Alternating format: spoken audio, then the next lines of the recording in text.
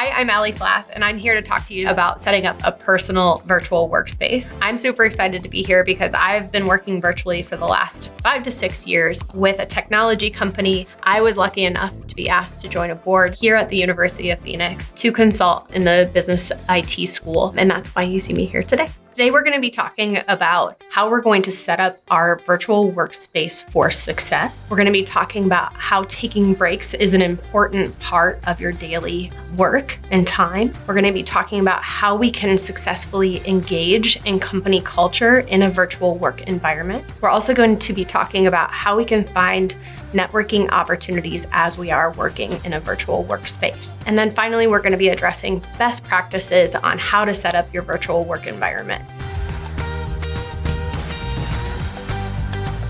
When setting up your virtual work environment, there are 2 main pieces that you want to keep in mind. First is location.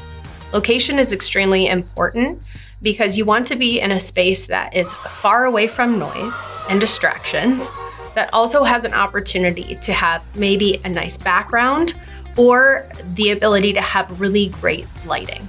Lighting is extremely important because if you don't have lighting on your face, it's very hard to invoke emotion or even the point that you're trying to get across. If you have lighting in front of you, it's going to accentuate not only your facial features, but your expressions when you are on calls. Lighting behind you tends to darken your face and darken the ability for anybody to see what you are saying or even wanting to express on one of those virtual calls.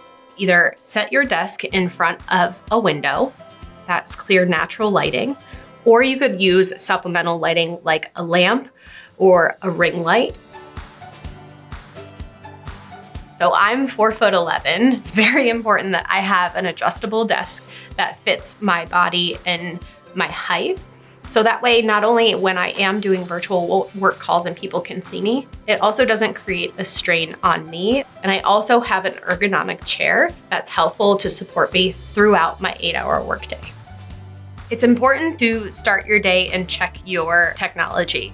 That would be headphones, microphones, extra plugs, and making sure that everything is charged and ready to go for your workday.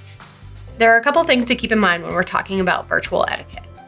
1, mute yourself to eliminate background noise when you aren't talking. 2, determine company norms around camera usage. 3, utilize the chat whenever possible on a virtual call. 4, show up early. I suggest 3 to 5 minutes. Taking breaks is really important in your workday. One of the things that I do is I will actually walk my dogs to take a 5-10 minute break. A good break could also look like getting some water, getting a snack, or even using the restroom. Sometimes it can be difficult to connect to company culture and engage with other employees if you work in a virtual environment. Here are some great tips to combat that feeling. One of the things that you can do is make time for team bonding. If you are in a leadership role, that might look like bringing your entire team together to play an icebreaker or a game. For my company, we actually make specific time to connect one-to-one with people in different departments to learn about them, learn about what they do, and how they bring the culture of our company together. Another thing you can do to engage in company culture is to pull in people from other departments that allow for collaboration on team projects. This might give you additional perspectives or ideas on a project that you need to move forward with. Another thing you can do is give kudos or praise inside of your channels that you work together on. My company uses a specific space where we actually communicate back and forth, and we give praise every single day to people who are coming to the table and meeting or exceeding our values as a company. Stay consistent with these meetings, whether that be one-to-one or team meetings. Having consistency brings back everyone into the culture, the progress, the expectations, and just the overall feeling that you belong to an actual group of people on the same path to a result. So how do we network when we work fully remote?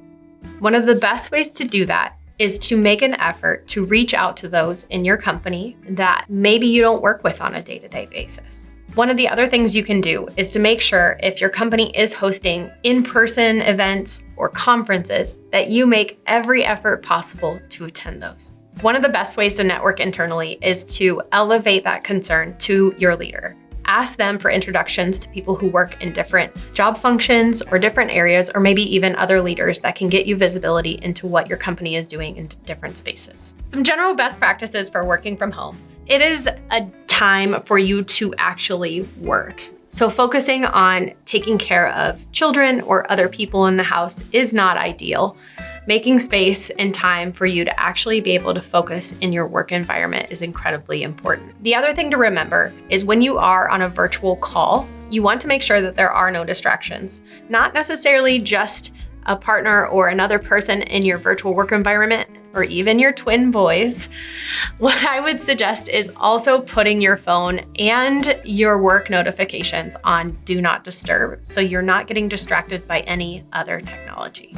And last but not least, putting in daily routines that are specific to you and what you need is the most important in staying consistent and being completely effective at work while you're there. Whether you've been working remotely for some time or you're just getting started, I hope that these tips will help you along your virtual journey. You can hit the subscribe button below if you're interested in more content to guide you through the challenges and opportunities of life, work, school, and everything in between. See you next time.